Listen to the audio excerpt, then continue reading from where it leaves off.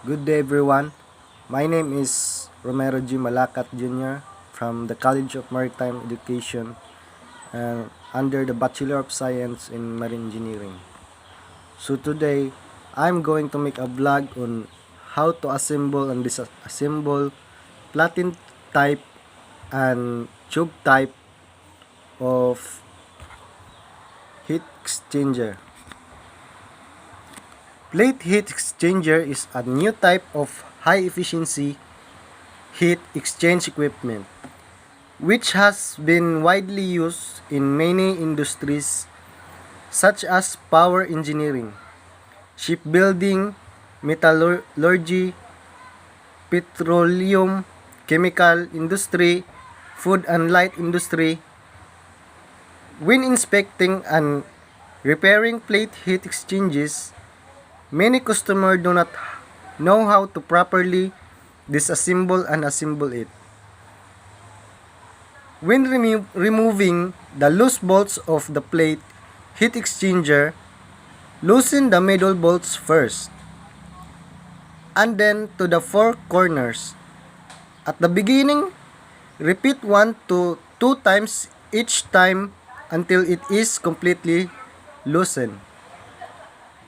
It is required to measure the total thickness of the plate at the four corners during the relaxation process, and the deviation between left and right should not exceed 10 mm, and the deviation between top and the bottom should not exceed 25 mm. Before disassembling the heat exchanger, use steel roller to measure the original thickness of the plate pack, which should be measured at the top, bottom, left, and right corners of the equipment and recorded. This thickness should be restored as much as possible when reinstalling. If you increase or decrease the number of plates, you should first calculate the correct total thickness. Plate heat exchangers are usually compressed into a wool with 6 to 12 bolts during assembly and disassembly. These bolts should be tightened or loosened evenly and unevenly.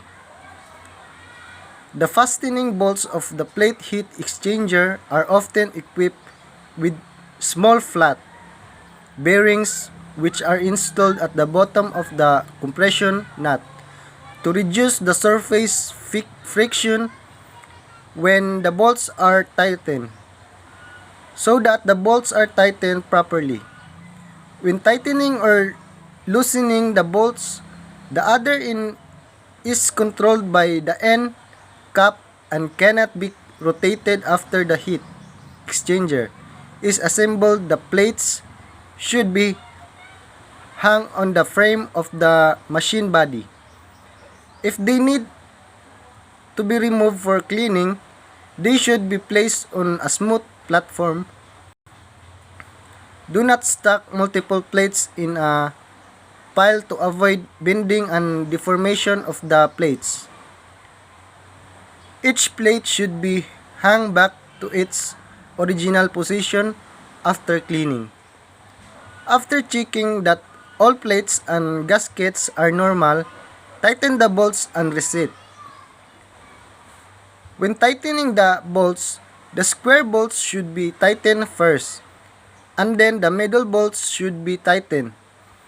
It is required that the asymmetry deviation of the total thickness of the plate group during the tightening process does not exceed the above mentioned value.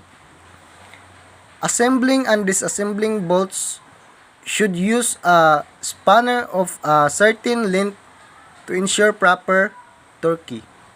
And that's all. Thank you.